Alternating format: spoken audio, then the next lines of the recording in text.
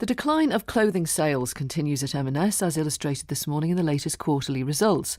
They showed food sales flat, which isn't bad in the current really tough groceries market. But general merchandise sales, that's mainly clothes, were down by nearly 3%. M&S has been trying to get its mojo back when it comes to clothing for ages now. And the latest effort involves the presenter and model Alexa Chung. She was credited with boosting profits at M&S single-handedly by wearing one of their suede skirts. And she's since been invited to choose her own collection from the M&S archive. It's excited the fashion press, but does the typical M&S customer care much about Alexa Chung? Hilary Alexander is a fashion journalist. She was brought in by M&S to help with their Per Una collection a few years ago, and Kate Hardcastle is an independent retail analyst. Kate, the typical M&S customer then, what is she like?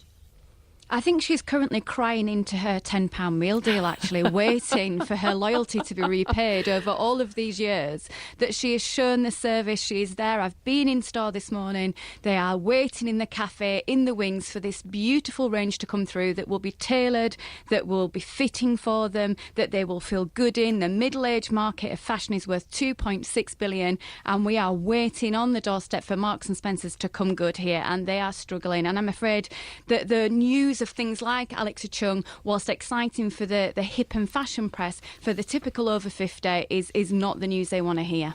And that is the typical M&S customer. She's over 50, she's media savvy, she uses technology and so on. Absolutely, and even though that daughters will shop with mums and young people should be brought through as the customers of the future, they have to look at that core marketplace. A lot of baby boomers, a lot of disposable income there, and a lot of good can be done for the next 20, 30 years to secure a good, healthy future. They're wanting classics, they're wanting quality, they're wanting availability, but more than anything, they want to model themselves on people like Helen Mirren, who will look wonderful in a dressed-up dress and a leather jacket combination, and currently, we've got Mary Berry shopping at Zara. I think we've got to reconfigure what that look and feel is. It's bizarre that they have such great footfall, such success in food, and they can't even move customers from one department to the other. So I think they need a panel of their customers advising them on what needs to be done. Hilary Alexander, when M&S was getting it right with clothes, what were they doing then? I think for a start, it was easier to shop around the store, to make your way around the store, to find what you were looking for. And I think there were less collections or less sort of names. And I think they also had not forgotten the basics. I think over the last few years, there's been this sort of attempts to strike out and kind of hit this fashion market. And as your other guest, Kate, was saying, it's kind of missing the core market. And I think that some of the things in the Alexa Chung collection are quite fun, quite interesting. There's a wonderful khaki double-breasted trench coat, for example, which is inspired by one from the 1950s, which basically any age, any woman, any shape could wear. But a lot of the pieces are, I think, for a much shall we say, younger or more London-orientated market. When it comes to the basics, there is always a problem. I have tried unsuccessfully on several occasions. Basic, classic black leggings, can you find them? No, they've either got them with sort of fancy waistbands or ski pant bottoms or something else going on. A black simple vest used to be able to buy in packs of 2. You can put on under anything. I go there, they've sold out of virtually every size except size 6s and sort of size 24 or 26.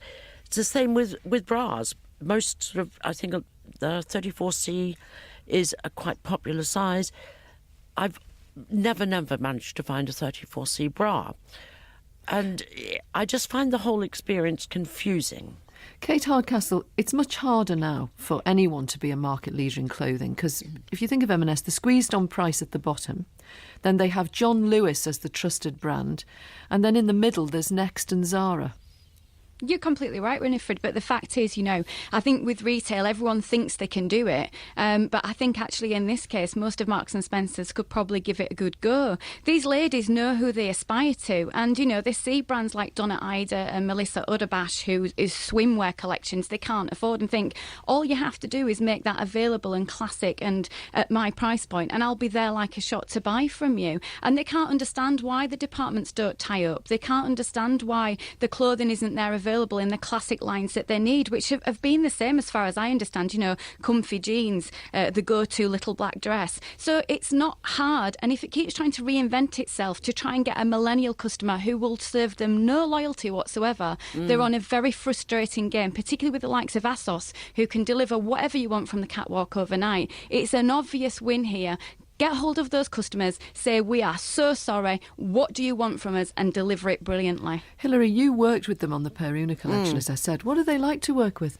A mixture. I'm very enthusiastic, but it's almost like designed by committee, because there's so many people kind of involved in the process of getting, a sketch or an idea off the drawing board into the factory and onto the shop floor. I found with Peruna particularly, my problem, considering this sort of 45 or 40 plus market, as Kate has mentioned, was trying to get the hemlines down and the cleavage up and add more sleeves, because as a woman over 50 myself, I know very well that women don't want to show massive amounts of cleavage. They don't want a hemline halfway up their thighs, and generally they do want a sleeve, and that doesn't mean something called an angel wing, which is a little sort of flutter of chiffon. Hilary Alexander, Kate Hardcastle, thanks both. We could talk about this all day, couldn't we? Email us, tell us what you would like to buy at M&S.